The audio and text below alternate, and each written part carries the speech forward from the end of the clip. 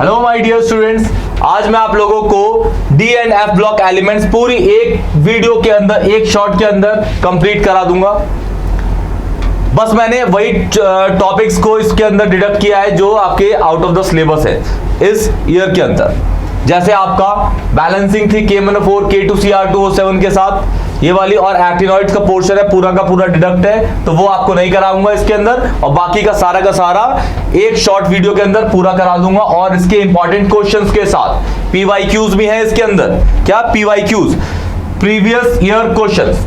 अच्छा, एक चीज और, ये वीडियो देखने से पहले आप हल्का सा कोऑर्डिनेशन कंपाउंड को और डी ब्लॉक एलिमेंट को रेट कर पाएंगे, जो आपको बहुत अच्छे से समझ आएगा। रीजन ये है क्योंकि बहुत सारा पोर्शन डी ब्लॉक और कोऑर्डिनेशन कंपाउंड का सिमिलर है, जैसे मैग्नेटिक प्रॉपर्टीज हो गई, कलर्ड बिहेवियर हो गया, ETC काफी सारी चीजें हैं जो उससे सिमिलर है। तो अगर आपको पढ़ना है तो डी ब्लॉक एलिमेंट और कोऑर्डिनेशन कंपाउंड को एक साथ ही पढ़िएगा।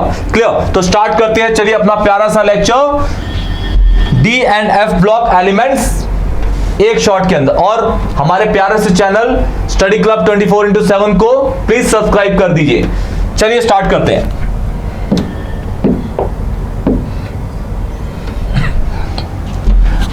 D and F block elements के अंदर आपको जो पढ़ना है, मेनली आपको जो पढ़ना है वो पढ़ना है कौन सा? स्कैंडियम से लेके जिंक तक। ये आपका जिंक है, लास्ट वाला जिंक है। स्कैंडियम से लेके जिंक तक ये आपको सबसे मेन है। 21 एटॉमिक नंबर से 30 एटॉमिक नंबर तक, 21 से 30। तो आपको ये तो पता ही है, ये 21 होता है, ये 22 होता है, ये 23 है, ये 24 होता है, और यहाँ पे स्टार लगा हुआ है, इसका मतलब ये है एक्सेप्शन। ये है 25, दिस इज 26, दिस इज 27, 28, 29, और ये जो जिंक है हमारा, जिंक ये है हमारा 30। जिंक जो है हमारा 30।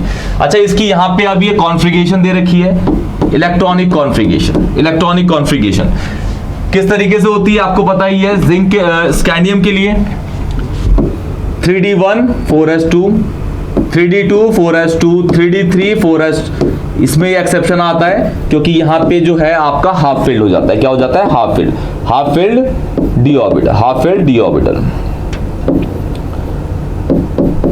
क्रोमियम में हाफ फील्ड डी ऑर्बिटल।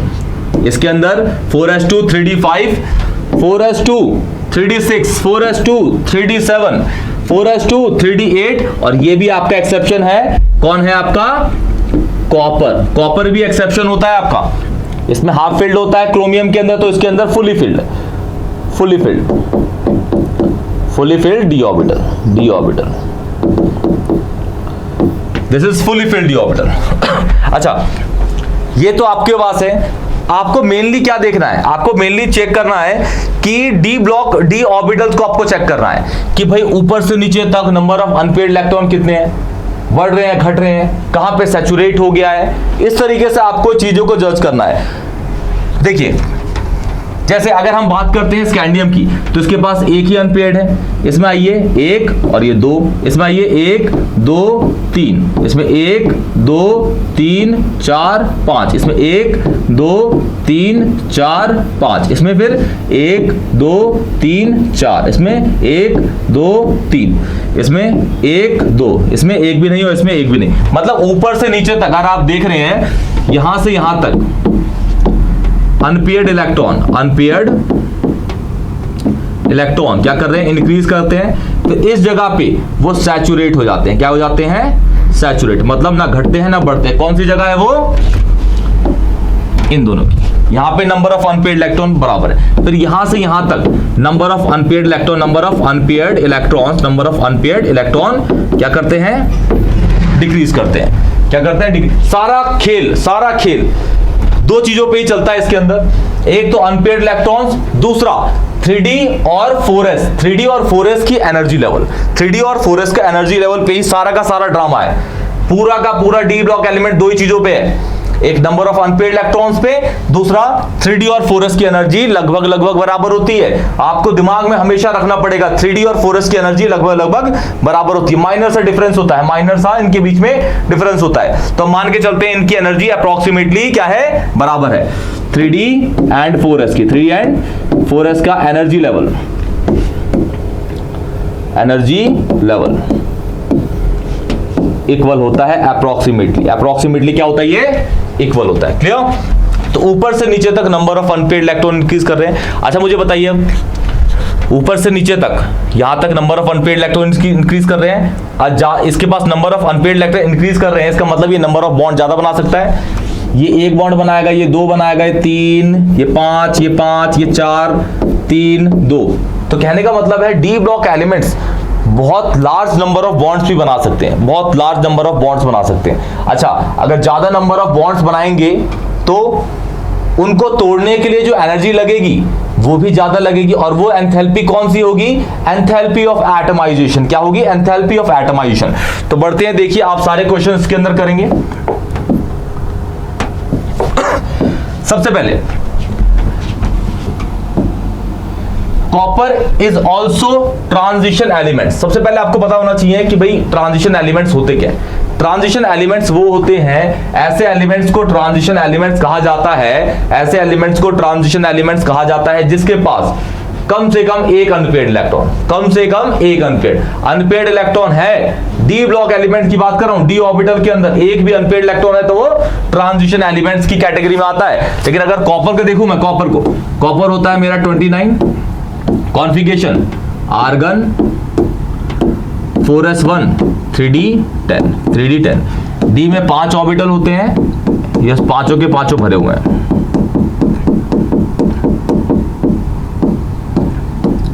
इसमें एक अनपेड है इसके अंदर। क्लियर? अच्छा, फिर भी इसको ट्रांजिशन एलिमेंट, इसके अंदर एक भी अनपेड इलेक्ट्रॉन नहीं है लेकिन फिर भी ये एक ट्रांजिशन एलिमेंट है। रीजन देखिए, yes although copper has 3d10 configuration, it can also lose one electron from this arrangement. Hence, क्योंकि अगर कॉपर अगर एक इलेक्ट्रॉन लूज करेगा तो ये बन जाएगा आपका आर्गन 4s0 3d10। कॉपर +1 में भी स्टेबल पाया जाता है और कॉपर जो होता है वो +2 में भी स्टेबल पाया जाता है। कॉपर +2 में भी स्टेबल पाया जाता है, तो +2 के अंदर इसकी कॉन्फ़िगरेशन क्या होगी, 4s0 3d9। Clear?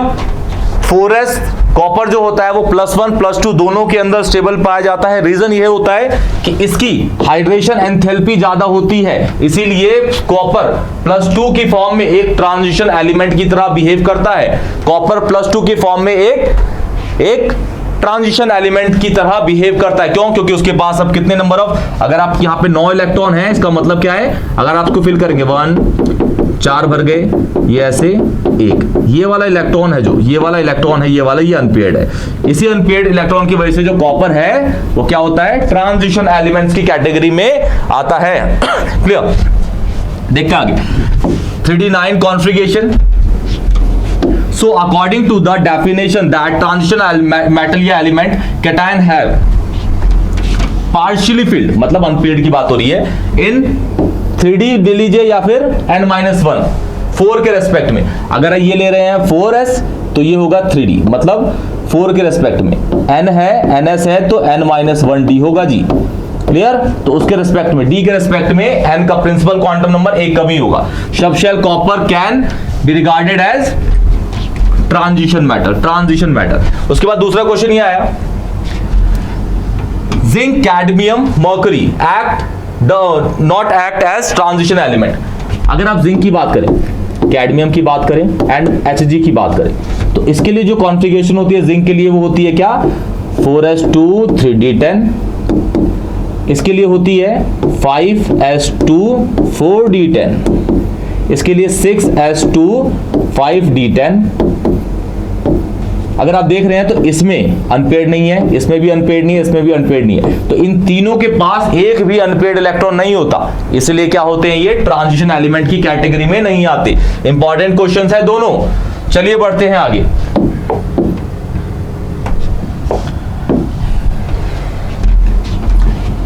Atomic and ionic radii basically plural word है, singular is radius. Radii basically एक प्लूरल वर्ड होता है। क्या होता है? एक प्लूरल वर्ड। देखिए, in transition metal left to right net nuclear charge increases due to poor shielding effect, मतलब कहने का है अगर इस तरीके से अगर देख रहे हैं, जिंक स्कैंडियम इस साइड होगा, जिंक इस साइड होगा, अब बीच में आपको पता ही एलिमेंट्स आएंगे कौन से, ये हो गया आपका 30 वाला, ये हो गया बेटा आपका 21, कौन सा हो गया 21, 21 scandium. From left to right, ये this is left, this is right, वो लेफ्ट हो गया, ये राइट हो गया।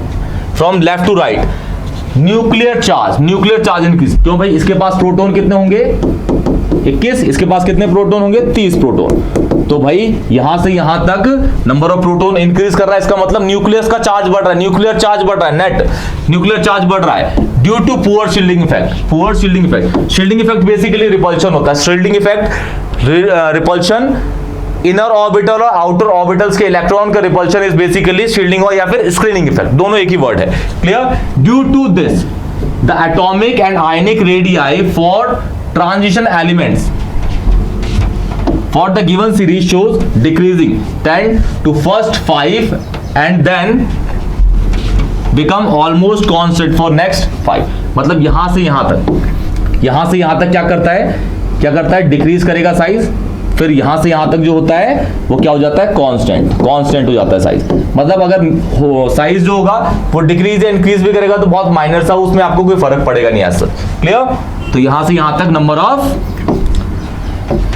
Nuclear charge proton, nuclear charge is basically proton, अगर नेट न्यूक्लियर चार्ज बोले तो Z इफेक्टिव होता है, Z इफेक्टिव रिपल्शन और अट्रैक्शन को मिला के जो ओवरऑल आता है वो अट्रैक्शन आता है, उसी को हम नेट न्यूक्लियर चार्ज बोलते हैं, क्लियर। तो आप देख रहे हैं एटॉमिक और आयनिक रेडियाई किस साइड से बढ़ रहे हैं और घट रहे हैं, यही ट्रेंड चलता है पूरे डी ब्लॉक के अंदर, क्लियर। बढ़ते हैं आगे,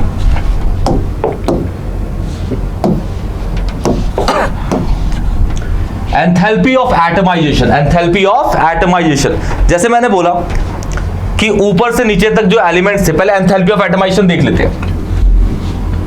transition elements exhibit higher enthalpy of atomisation because of number of unpaired electrons in their atom, they have stronger inter atomic, दो बार इंटर एटॉमिक हो गया है, एंड हैंस स्ट्रॉन्गर बॉन्ड, मतलब कहने का है कि आप देख रहे थे कि क्रोमियम और मैंगनीज के पास बहुत सारे 5 अनपेयर्ड इलेक्ट्रॉन्स थे डी के अंदर, तो वो ज्यादा नंबर ऑफ अनपेयर्ड इलेक्ट्रॉन ज्यादा नंबर ऑफ बॉन्ड्स बनाते हैं, ज्यादा नंबर ऑफ बॉन्ड्स बनाएंगे, इसका मतलब ये है कि ज्यादा नंबर ऑफ या ज्यादा अमाउंट ऑफ एनर्जी रिक्वायर्ड होगी उसको तोड़ने के लिए, कौन से बॉन्ड्स को तोड़ने के लिए, इसीलिए इनकी एंथैल्पी ऑफ एटमाइजेशन क्या होती है बहुत ज्यादा।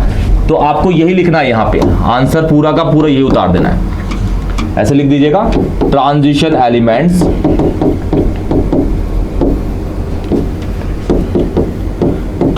Elements have large number of unpaired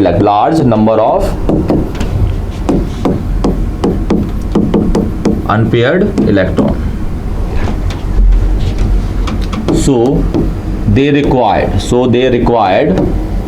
so they required large amount of energy to break bonds, इसीलिए उनकी एंथैल्पी ऑफ एटमाइजेशन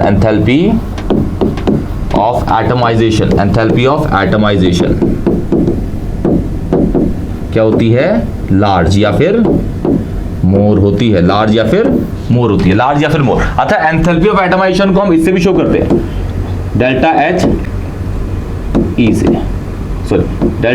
ए से, इस तरीके से भी शो करते हैं। स्टैंडर्ड लगाना तो यहां लगा दीजिएगा स्टैंडर्ड, ठीक है, ये सिंबल भी होते हैं इसके। तो enthalpy of atomisation D block elements के बहुत ज्यादा होते हैं, रीजन उनके पास ज्यादा नंबर ऑफ अनपेयर्ड इलेक्ट्रॉन्स होते हैं, ज्यादा नंबर ऑफ अनपेयर्ड इलेक्ट्रॉन्स होंगे तो वो ज्यादा नंबर ऑफ बॉन्ड्स बनाएंगे, ज्यादा नंबर ऑफ बॉन्ड्स बनाएंगे तो उनको तोड़ने के लिए बहुत सारी एनर्जी को देना पड़ेगा, क्लियर। बढ़ते हैं नेक्स्ट स्लाइड पे,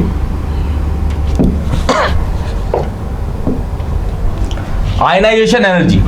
आपको पता है कि आयनाइजेशन एनर्जी और साइज एक दूसरे के बिल्कुल इनवर्सली प्रोपोर्शनल होते हैं। आयनाइजेशन साइज हमेशा इनवर्सली प्रोपोर्शनल होता है किसके, IE के, ये तो फिक्स है।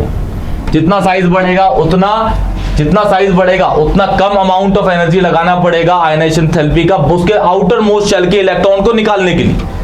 आयनाइजेशन एनर्जी बेसिकली या फिर एंथैल्पी यही होती है, किसी भी एटम के आउटर मोस्ट शेल के इलेक्ट्रॉन को निकालने के लिए जो एनर्जी हम बाहर से देते हैं तो वो एनर्जी क्या कहलाती है आपकी आयनाइजेशन एनर्जी। क्या कहलाती है? आयनाइजेशन एनर्जी कहलाती है, आयनाइजेशन एनर्जी।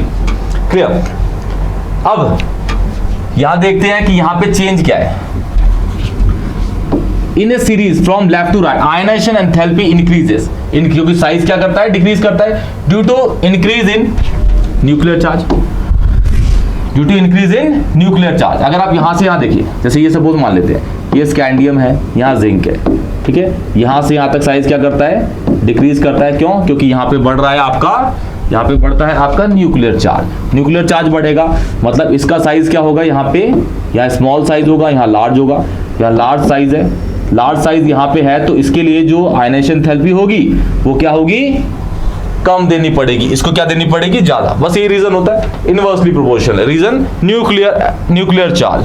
फिर the irregular trend in the first ionization enthalpy of the 3D metal though तो of little chemical significance, little can be accounted for bye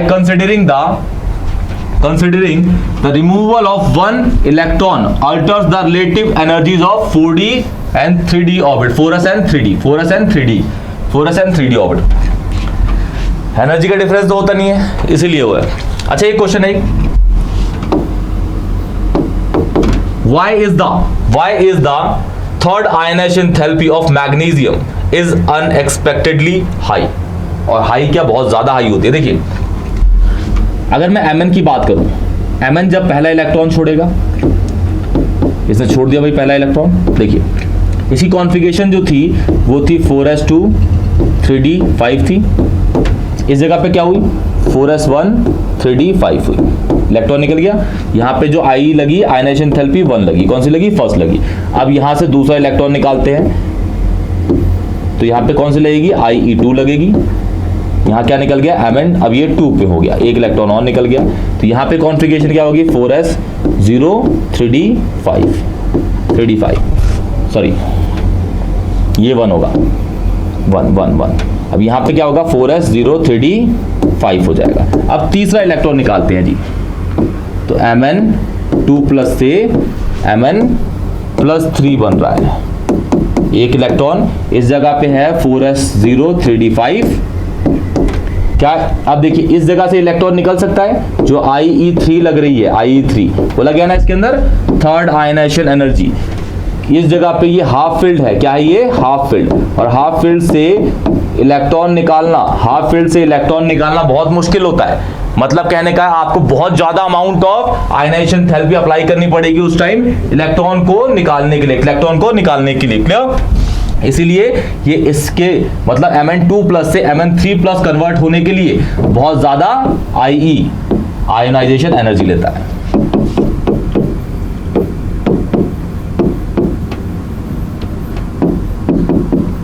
ionization energy क्या होती है इसकी? हाई। आयनाइजेशन एनर्जी इसकी क्या होती है? High. Ionisation energy is high. Clear? बढ़ते हैं नेक्स्ट पे।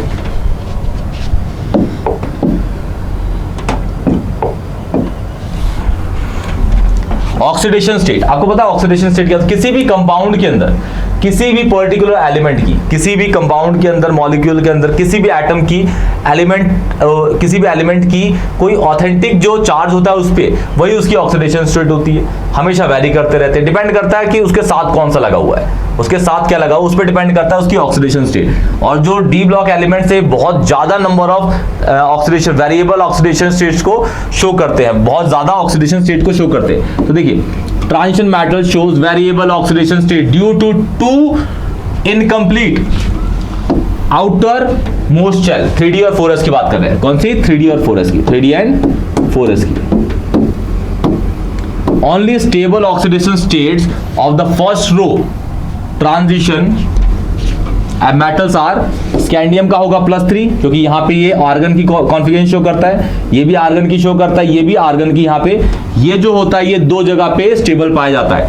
Cr अगर इसको देखेंगे इस जगह पे तो ये हाफ फील्ड T2G3 पे पाया जाता है और ये यहाँ पे आर्गन पे, यहाँ पे सेम ऐसे ही ये अलग अलग, ये stable configuration, stable oxidation state है सबकी, स्टेबल ऑक्सीडेशन स्टेट। देखिए जैसे कॉपर को बोल रहा था ना, कॉपर +2 पे ज्यादा स्टेबल पाया जाता है। देखिए कॉपर, इसीलिए कॉपर +2 पे क्या होता है, एक ट्रांजिशन एलिमेंट्स की तरह बिहेव करता है, ट्रांजिशन एलिमेंट्स की तरह बिहेव करता है। Second, transition elements in their lower oxidation state जैसे +2 +3 usually form ionic compound. In higher oxidation state compound क्या होंगे, नॉर्मली कोवैलेंट। जितने ज्यादा नंबर ऑफ बॉन्ड्स बनाएंगे उतना वो कोवैलेंट बढ़ जाएगा, जितने कम नंबर ऑफ बॉन्ड्स बनेंगे उतना ही वो क्या होगा, आयनिक होता है। क्या होता है, आयनिक होता है। क्लियर, इसको याद रखिएगा इस वाले।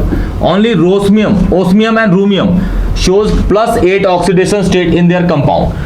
पूरे कंपाउंड की, पूरे जितने भी एलिमेंट्स हैं उनमें सबसे ज्यादा जो हाईएस्ट ऑक्सीडेशन स्टेट पाई गई है वो होती है +8। वो किसकी होती है, OS एंड RU की।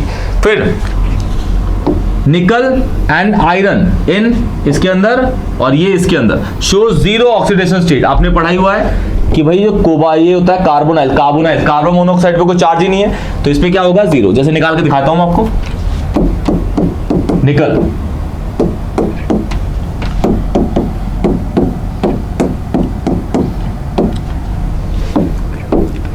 कार्बन मोनोऑक्साइड, ये कार्बन मोनोऑक्साइड है, कार्बन मोनोऑक्साइड पे कोई चार्ज होता है नहीं, 0। तो इसको पुट करता हूं x + 0 × 4 = 0, तो x विल बी 0। तो मतलब निकल पे क्या चार्ज होगा, 0। सेम यहाँ पे x + 0 × 5 = 0, तो x will be +5। Sorry x = 0, तो यहाँ पे भी आयरन पे कोई चार्ज नहीं होगा। क्या नहीं होगा, कोई भी चार्ज। बढ़ते हैं आगे।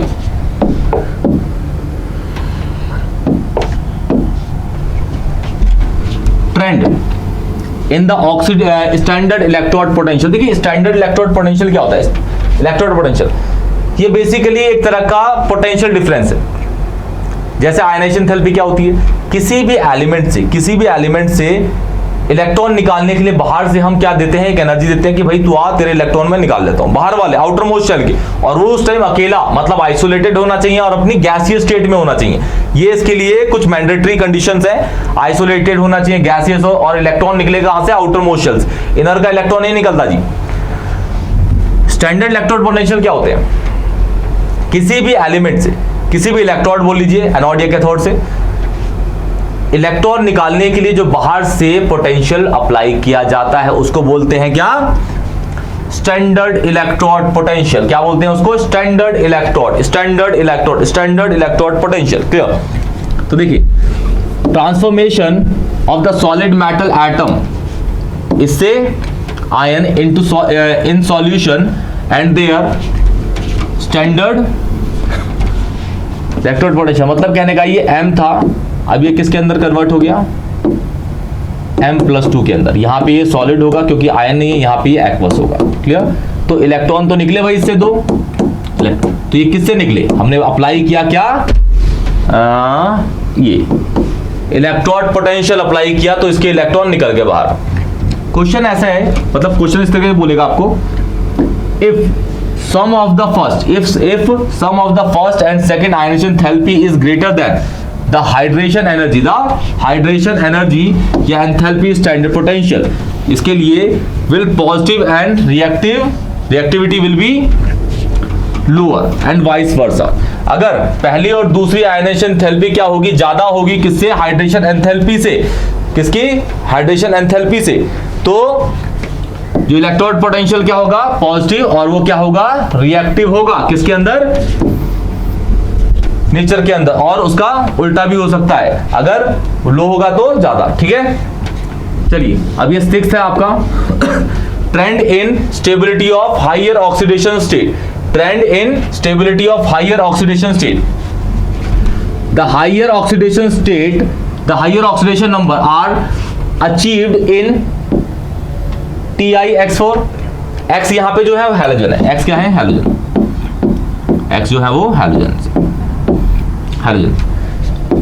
यहां पे VF5 Cr, यहां पे इस जगह पे देखोगे तो इसमें ये +4 पे पाएगा, यहां पे देखिए तो ये +5 पे पाया जाएगा, इसमें देखिए तो ये +6 पे पाया जाएगा।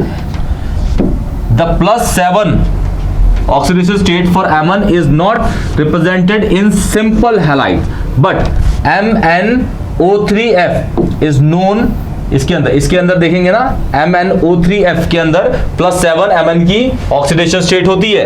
And beyond Mn no metal has a triple halide except FeCl3। FeCl3 कह सकते हैं इसको, X इज हैलाइड, FeX3 बोल लीजिए, FeCl3 and cobalt F3 and increasing order of reactivity power in the series V2O3 यहां पे है ये, इस जगह पे लिख देता हूं, यहां पे है ये Cr2O7 2 नेगेटिव, और ये है आपका फिर तीसरा।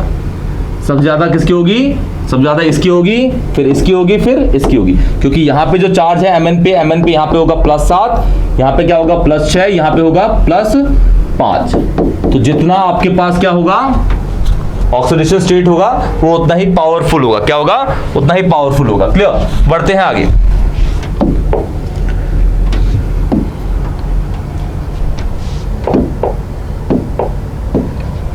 ये क्वेश्चन है, देखिए फिफ्थ क्वेश्चन क्या है? Why Mn2+ compound are more stable than Fe2+ compound towards oxidation to their plus। मतलब कहने का ये हुआ, फिफ्थ को देखते हैं। Mn2+ जब Mn3+ के अंदर कन्वर्ट हो रहा है और Fe2+ जब Fe3+ के अंदर कन्वर्ट हो रहा है,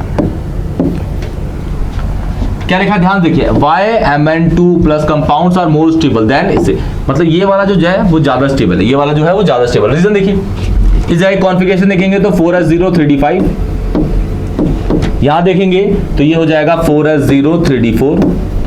तो कोई भी चीज है, यहां पे देखिए ये है हाफ फील्ड, ये हाफ फील्ड से आपका कन्वर्ट हो रहा है हाफ फील्ड से पार्शियली फील्ड, हाफ फील्ड से पार्शियली फील्ड, हाफ फील्ड से ये पार्शियली फील्ड में कन्वर्ट हो रहा है, हाफ फील्ड से पार्शियली। तो भाई ये तो स्टेबल ही है, ये वाला Mn2+ तो ज्यादा स्टेबल है किससे? इससे, इसीलिए क्या हो गया ये Mn2+ इज मोर स्टेबल। ठीक है, +2 पे Fe2+ देखते हैं। Fe2+ ये 26 होता है वैसे एटॉमिक नंबर में, ये होगा 4s0 3d6।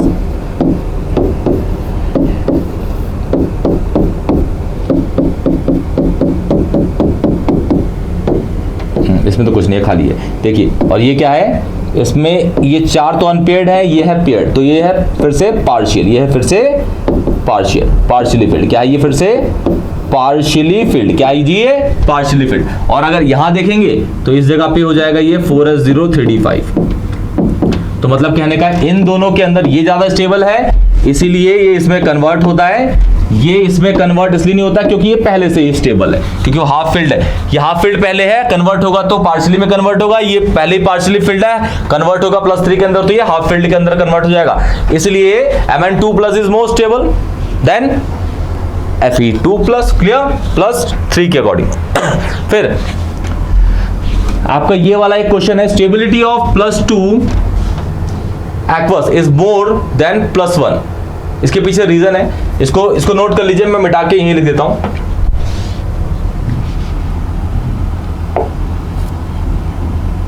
देखिए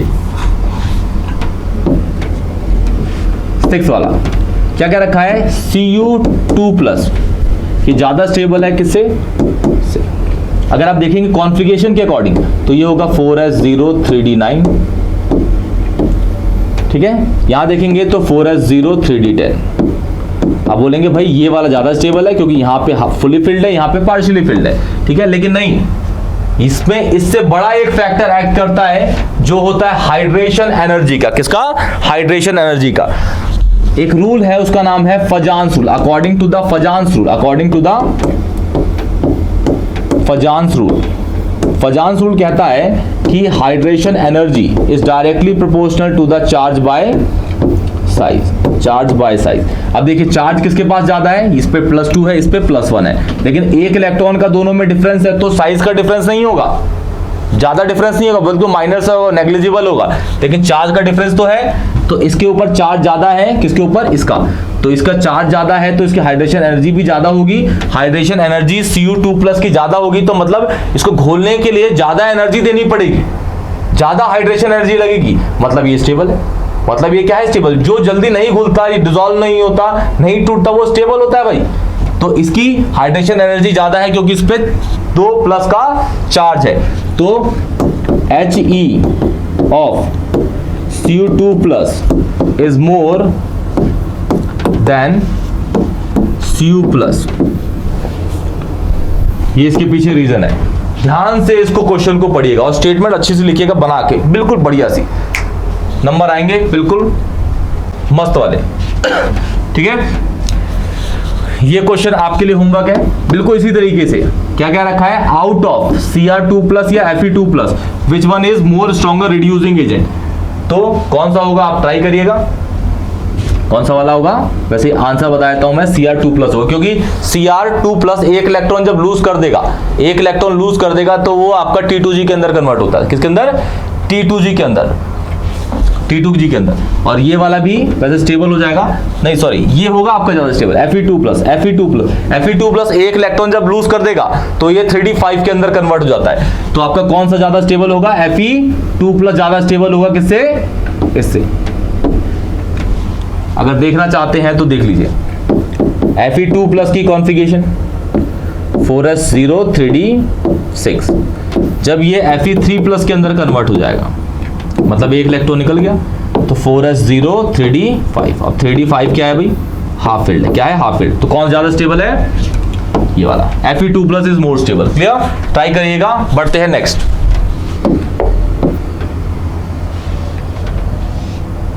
ये है आपका मैग्नेटिक प्रॉपर्टी। दो तरह की मैग्नेटिक प्रॉपर्टीज आपको पढ़नी है। चैप्टर 1 में आपके 5 तरीके की थी, फेरो, फेरी, एंटी फेरो, पैरा, डाया, ये 5 तरीके की थी। यहां पे आपको पैरा डाया पढ़ना है। तो पैरामैग्नेटिक कौन से होते हैं, पैरामैग्नेटिक ऐसे सब्सटेंस होते हैं जिसके पास कम से कम एक अनपेयर्ड इलेक्ट्रॉन हो, तो वो पैरामैग्नेटिक है। अगर 2 हो तो ज्यादा पैरा है, 3 हो तो ज्यादा क्या, अनपेयर्ड इलेक्ट्रॉन। और अनपेयर्ड इलेक्ट्रॉन को हम शो करते हैं किससे,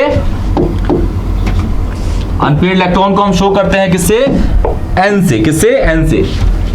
ये है आपका नंबर ऑफ अनपेयर्ड इलेक्ट्रॉन। देखिए, when a magnetic field is applied to substance, mainly 2 types of magnetic behavior are observed। पहला diamagnetism, दूसरा paramagnetism। Paramagnetism due to presence of unpaired electrons, each such electrons having magnetic moment associated with it spin and angular momentum।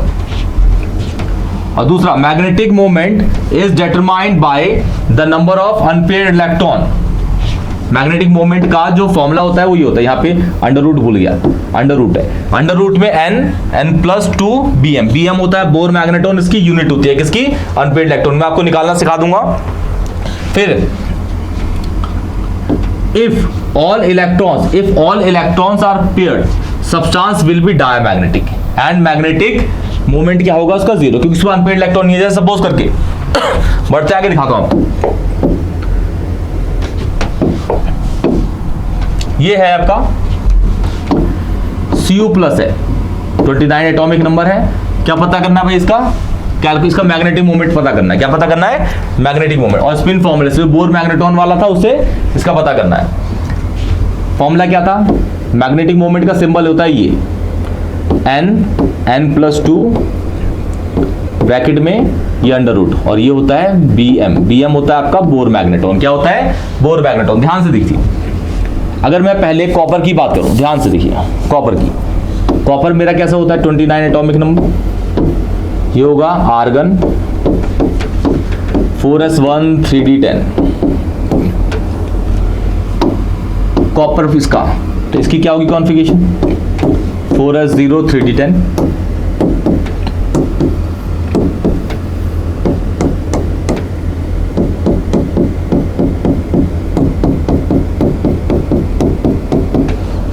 इसमें तो एक भी नहीं है, इसमें भी अनपेयर्ड इलेक्ट्रॉन, सारे के सारे पेयर्ड है, तो n क्या हो गया 0, n 0 हो गया। तो इसका जो मैं निकालता हूं मैग्नेटिक मोमेंट, फॉर्मूला होता है n+2 अंडर रूट 0 0+2 क्या हो गया 0 दिया। तो इसका मैग्नेटिक मोमेंट कितना आया 0, कितना आया 0। अगर मैं निकालूं इसकी सपोज इसमें दे नहीं रखा लेकिन मैं निकालता हूं, Cu2+ का निकालता हूं, जो ज्यादा स्टेबल होता है Cu1 से Cu2+ ज्यादा स्टेबल होता है क्योंकि उसका हाइड्रेशन एनर्जी ज्यादा होता है, हाइड्रेशन एनर्जी। तो इसके लिए देखता हूं, ये हो जाएगा 4s0 3d9, एक पेयर्ड पेयर्ड पेयर्ड पेयर्ड, एक बचेगा इसमें अनपेयर्ड। n की वैल्यू क्या होगी, 1 होगी, म्यू निकालते हैं, 1 1+2 bm, तो ये हो जाएगा √3, और √3 की वैल्यू कितनी, ये √3 है, √3 की वैल्यू 1.73 bm। यूनिट क्या होगा, bore magneton, bm bore magneton 1.73 bm। Clear. तो इस तरीके से हम किसी भी सब्सटेंस का मैग्नेटिक बिहेवियर भी निकाल सकते हैं। क्लियर। ये है आपका formation of coloured ion. Formation of coloured ion में एक ही रीजन होता है, रीजन है उसका dd electronic transition. dd electronic क्या, ट्रांजिशन। देखिए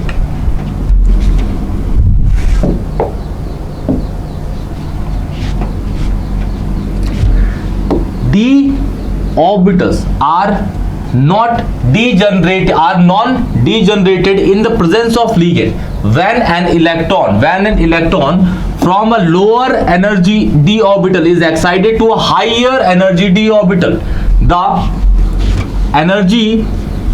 energy of required wavelength is absorbed and the rest light is transmitted out, बाहर निकल जाती है। Therefore the color observed corresponding to the complementary color the light absorbed। कहने का मतलब ये हुआ, ध्यान देखिए, सपोज मैं कहता हूं कि भाई मेरे पास 5 d ऑर्बिटल है, एक है dxy, एक है dyz, ये dyz है, ये dxz, एक होता है dx² माइनस y², d, और लास्ट होता है dz²। ये जो दो होते हैं ये अलोंग द एक्सिस होते हैं, ये होते हैं क्या, इन बिटवीन द एक्सिस। जब सब, और ये सब अलग अलग एक्सिस के बीच में पाए जाते हैं। अगर इसका इलेक्ट्रॉन इसमें आएगा मतलब ये एक्सिस चेंज कर रहा है, अपनी इस एक्सिस से इस एक्सिस में आ रहा है। तो अगर कोई भी इलेक्ट्रॉन अपने एक्सिस चेंज करेगा तो किसी एनर्जी के साथ ही अपना इलेक्ट्रॉन एक्सिस चेंज करेगा। इसका मतलब क्या, एनर्जी चेंज होती है तो प्लांक्स क्वांटम थ्योरी आपने पढ़ी होगी, E = hν। एनर्जी चेंज होता है तो फ्रीक्वेंसी भी चेंज होती है, एनर्जी चेंज होता है तो फ्रीक्वेंसी भी चेंज होगी, फ्रीक्वेंसी चेंज होती है तो साथ साथ में उसका वेवलेंथ भी आपने पढ़ा होगा। फ्रीक्वेंसी चेंज तो वेवलेंथ भी चेंज, तो आपने पढ़ाई है ये विबग्योर आपने पढ़ाई होगा। इधर से इधर तक लैम्डा इंक्रीज करता है, इधर से इधर तक म्यू इंक्रीज करता है, जो फ्रीक्वेंसी होती है। तो एक इलेक्ट्रॉन जब एक ऑर्बिटल से दूसरे ऑर्बिटल में जाता है तो इलेक्ट्रॉन को ट्रांजिशन बोलते हैं। और कौन से ऑर्बिटल से गया, एक डी ऑर्बिटल से दूसरे डी ऑर्बिटल में और इलेक्ट्रॉन गया तो इसको वर्ड बोला जाता है dd electronic transition. dd electronic transition क्या बोलते हैं, dd इलेक्ट्रॉनिक ट्रांजिशन। इसी वजह से ये कलर्ड होते हैं, इसी वजह से क्या होते हैं, कलर्ड होते हैं। क्या होते हैं, कलर्ड। इसके पीछे क्वेश्चन देखिए जरा,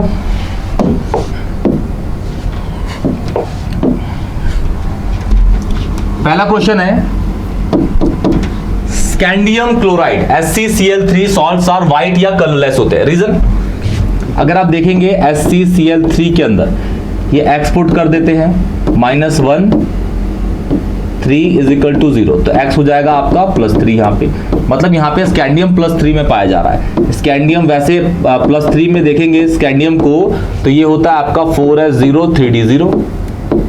अब भाई इसमें d में तो इलेक्ट्रॉन ही नहीं है, d में इलेक्ट्रॉन ही नहीं है, 0 अनपेयर्ड इलेक्ट्रॉन, 0 अनपेयर्ड इलेक्ट्रॉन। अगर अनपेयर्ड इलेक्ट्रॉन नहीं है तो क्या, 0 अनपेयर्ड इलेक्ट्रॉन, तो इलेक्ट्रॉन यहां से यहां जाएगा, नहीं जाएगा, तो dd इलेक्ट्रॉनिक ट्रांजिशन होगा। dd इलेक्ट्रॉनिक, ये इलेक्ट्रॉनिक ट्रांजिशन लिख रहा हूं मैं, dd electronic transition,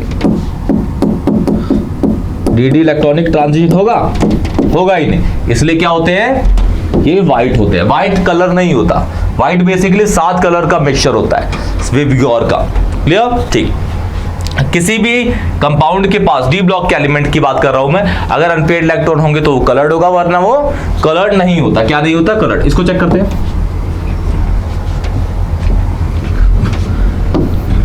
Y ZnCl2 salts are coloured, sorry uncoloured होगा या नॉन कलर्ड होते हैं, अनकलर्ड या नॉन कलर्ड। सेम यहां पे रीजन है इसका, या फिर इसको हम चेंज कर देते हैं क्वेश्चन को, चलो इसको भी कर देते हैं। जिंक क्लोराइड है, इसमें ये +2 की फॉर्म में पाया जाएगा। जिंक अगर +2 की फॉर्म में है तो 4s0 3d10, 4s0 3d10, 3d10 है इसके पास, मतलब सारे के सारे इलेक्ट्रॉन्स क्या है, पेयर्ड है। सारे के सारे इलेक्ट्रॉन्स क्या है, इसमें पेयर्ड हो रखे हैं, सारे के सारे पेयर्ड है। तो 0 अनपेयर्ड, 0 अनपेयर्ड है, 0 मतलब n की वैल्यू क्या होगी 0, अनपेयर्ड इलेक्ट्रॉन 0, तो नॉन कलर्ड, ये अनकलर्ड होगा। अनकलर्ड लिखा हुआ, ये क्या लिखा हुआ, अनकलर्ड। ZnCl2 भी क्या होता है, व्हाइट होता है। क्या होता है, व्हाइट होता है। अगर सपोज मैं बात करूं, देखिए CuCl2 की, CuCl2 की, तो इसके अंदर जो Cu है वो +2 की फॉर्म में पाया जा रहा है, और इसकी जो कॉन्फ़िगरेशन होगी वो 4s0 3d9 होगी। तो ये तो खाली होगा S, D को चेक करते हैं, भरा हुआ है, पूरा भरा, पूरा भरा, पूरा भरा, एक खाली, ये है। तो ये इलेक्ट्रॉन यहां जंप करके, यहां करके, यहां करके एनर्जी चेंज करेगा। तो n की वैल्यू अगर होगी, n की वैल्यू 0 से हटके कोई सी भी होगी, मतलब अनपेयर्ड इलेक्ट्रॉन होंगे तो वो कलर्ड होगा। क्यों, क्योंकि वो क्या करेगा, डी इलेक्ट्रॉनिक ट्रांजिशन। ये इलेक्ट्रॉन यहां जा रहा है, एक ऑर्बिटल से दूसरे डी ऑर्बिटल में जा रहा है, या फिर इसमें जा रहा है, जितनी एनर्जी गेन करेगा, जितनी एनर्जी गेन करेगा तो उस तरीके से वो कलर्ड शो करेगा।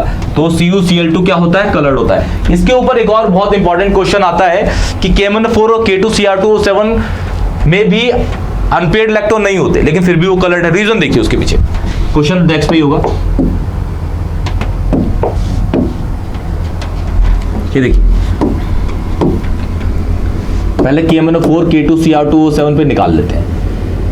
K2Cr2O7 यहां निकालेंगे तो Mn आएगा यहाँ पे +7 पे, सबको निकालना आता ही होगा ऑक्सीडेशन नंबर। यहाँ पे Cr निकालेंगे तो ये आएगा +6 पे, इस पे +6 पे। इसकी कॉन्फ़िगरेशन अगर आप चेक करेंगे तो ये हो जाएगी 4s0 3d0, एक भी अनपेयर्ड नहीं है। इस पे भी चेक करेंगे तो 4s0 3d0, अनपेयर्ड, इस पे भी नहीं है अनपेयर्ड, इस पे भी अनपेयर्ड इलेक्ट्रॉन, लेकिन फिर भी दोनों कलर्ड होते हैं। आप लोगों ने टाइट्रेशन करी होगी, वॉल्यूमेट्रिक एनालिसिस किया होगा KMnO4 K2Cr2O7 का, जो आप भरते हैं ब्यूरेट के अंदर, दोनों कलर्ड होते हैं, लेकिन यहाँ पे तो अनपेयर्ड नहीं है, फिर भी ये कलर्ड है। रीजन क्या होता है इसके पीछे, इसका स्ट्रक्चर है।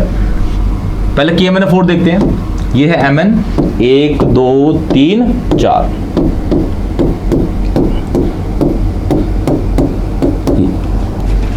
इस जगह पे Mn पे आप देख ही रहे हैं कि कोई भी इलेक्ट्रॉन नहीं है, लेकिन O पे तो इलेक्ट्रॉन होते हैं, O पे तो इलेक्ट्रॉन है, O पे तो O क्या करता है, अपने इलेक्ट्रॉन्स को भेजता है इसके d ऑर्बिटल में, और इसके d ऑर्बिटल में क्या हो जाते हैं, इलेक्ट्रॉन भर जाते हैं, इसलिए क्या कर पाता है, dd electronic transition, dd electronic transition, dd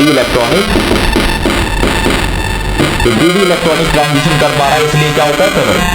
Mn पे तो इलेक्ट्रॉन है ही नहीं, आप देख रहे हैं Mn, यहाँ पे Mn +7 में पाया जा रहा है, लेकिन ऑक्सीजन पे तो है, इसके भी इलेक्ट्रॉन है, इसके भी, सबके दो लोन पे सबसे होता है ऑक्सीजन पे, इस वाले पे तो 3 लोन पे है, लेकिन यहाँ पे इसमें भी इलेक्ट्रॉन ले रखे हैं।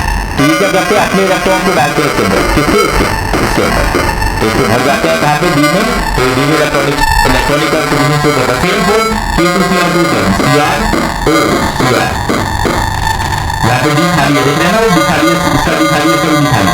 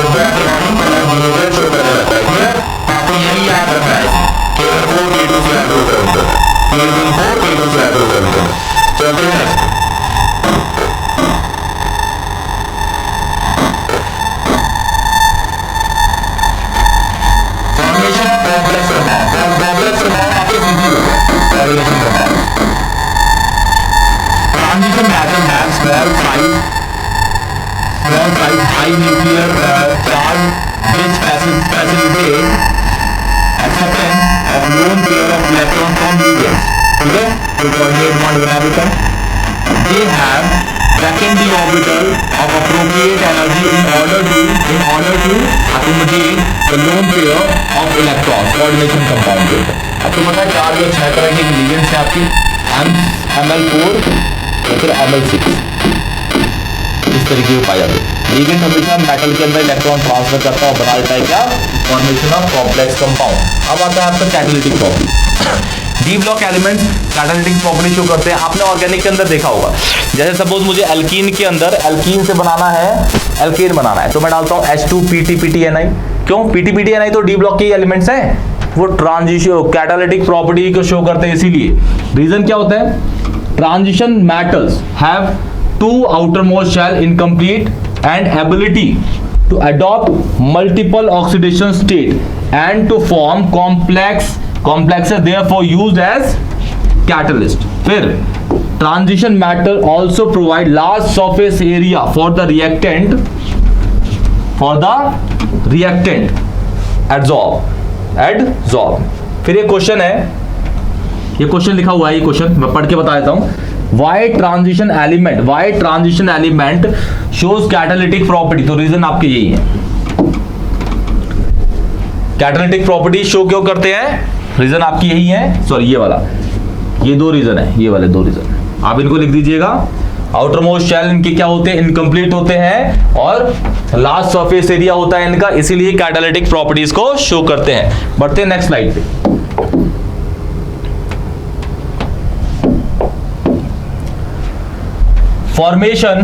Formation of interstitial compound. देखो सपोज आपके पास कोई मेटल है, ऐसा वाला, ये है एटम लगे हुए हैं, ये एटम लगे हुए हैं आपके पास।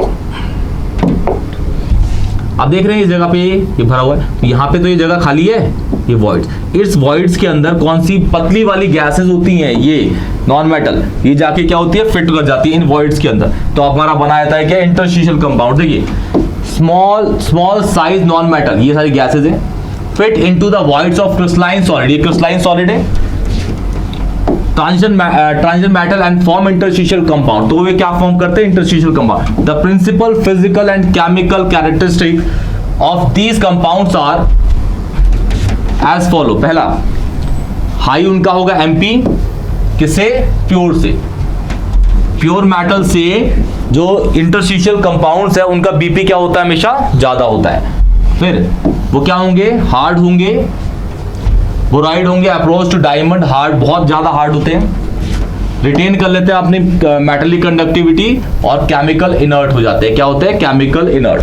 फिर है आपका फॉर्मेशन ऑफ अलॉय। अलॉय आपको पता ही है, 2 मेटल का मिक्सचर अलॉय कहलाता है। 2 मेटल का मिक्सचर आपका अलॉय कहलाता है। जैसे स्टील है, स्टील कोई एलिमेंट नहीं होता, वो जिंक और आयरन से मिलकर बनने वाली चीज का नाम है आपका अलॉय, ठीक है, वो स्टील कहते हैं उसको, ठीक है। ऐसे ही आपका जो कैरेट्स होते हैं, 24 कैरेट गोल्ड जो होता है वो बिल्कुल ही सॉफ्ट होता है, जब उसके अंदर इंप्योरिटीज ऐड करते हैं उसके कैरेट घट जाते हैं।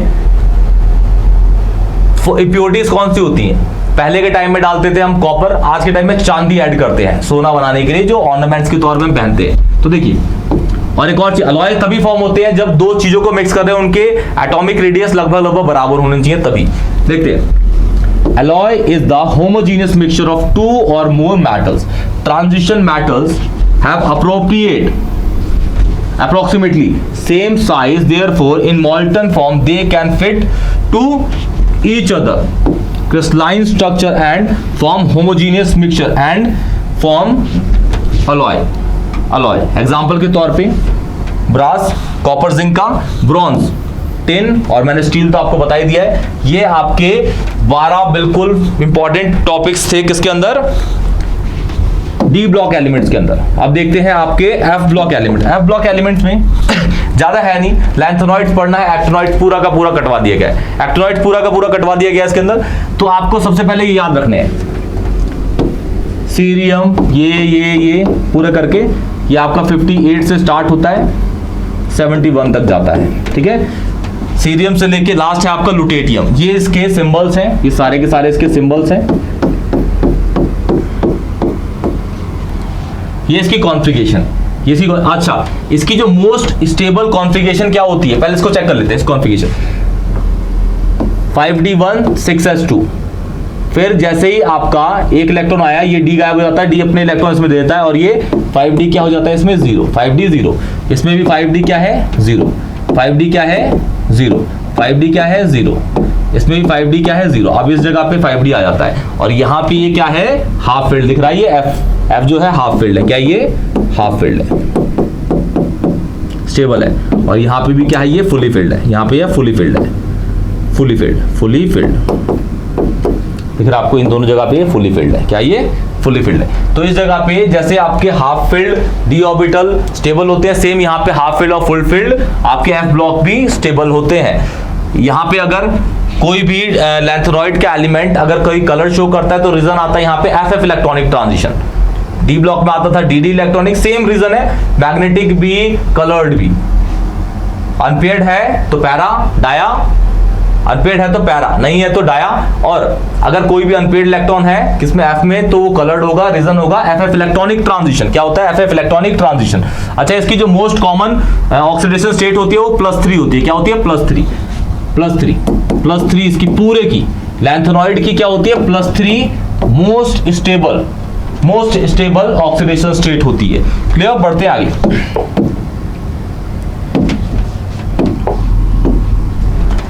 General characteristics, general configuration 4f 1 से 14, 5d 0 से 1, 6s2।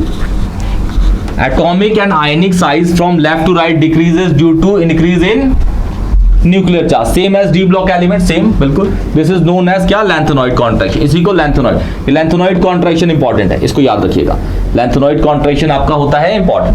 फिर all the lanthanoids are silvery white soft metal and turn is rapidly in air.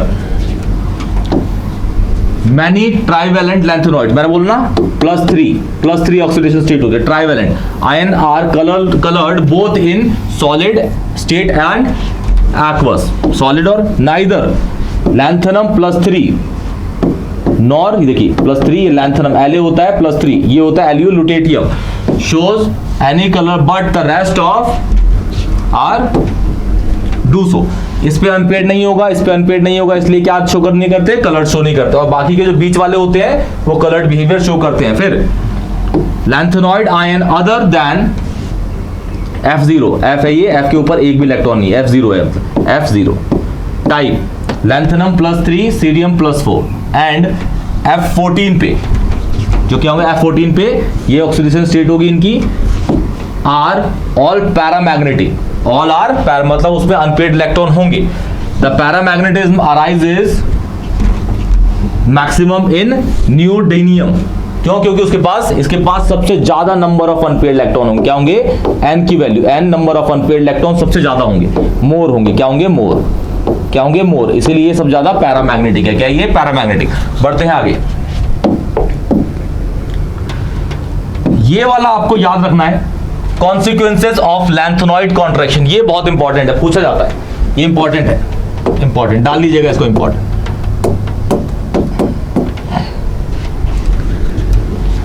Listed below are the points they depict the effect of lanthanide contraction। पहला ये, दूसरा ये, तीसरा ये, चौथा ये, पांचवा छठा, 6 हैं आपके। पहला atomic size, the size of atom of third transition series is closely the same as that of the atom of the second transition। ये है आपका पहला। सेकंड जो सीरीज होती है और थर्ड की जो साइज होता है वो लगभग क्या होता है, लगभग सेम होता है, क्या होता है, लगभग सेम। फिर difficulty in the separation of lanthanides as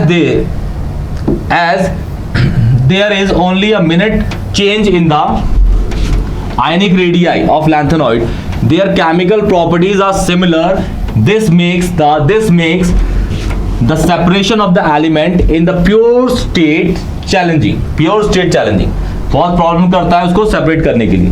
फिर effect of the basic strength of hydroxide, ऊपर से आपको पता है कि लैंथेनॉइड कॉन्ट्रैक्शन है तो सीरियम से जब आप लुटेटियम के साइड जाते हैं तो साइज क्या करता है, डिक्रीज करता है, यहाँ पे मतलब इस पे अगर मैं बनाऊं कि CeOH का थ्राइस है और यहां बनाऊं LuOH का थ्राइस, Ce और OH के बीच में बॉन्ड लेंथ क्या होगी, यहां पे बड़ी होगी, यहां पे क्या होगी, कम होगी। तो Ce और OH जो बॉन्ड होगा वो जल्दी टूट जाएगा इसके अंदर, और OH जल्दी निकल जाएगा, तो ये ज्यादा बेसिक होगा, ये कम बेसिक होगा। क्लियर? तो ये इसके अंदर लिखा है size of lanthanoid decreases from lanthanum. इससे पहले जो होता है सीरियम से वो लैंथेनम होता है।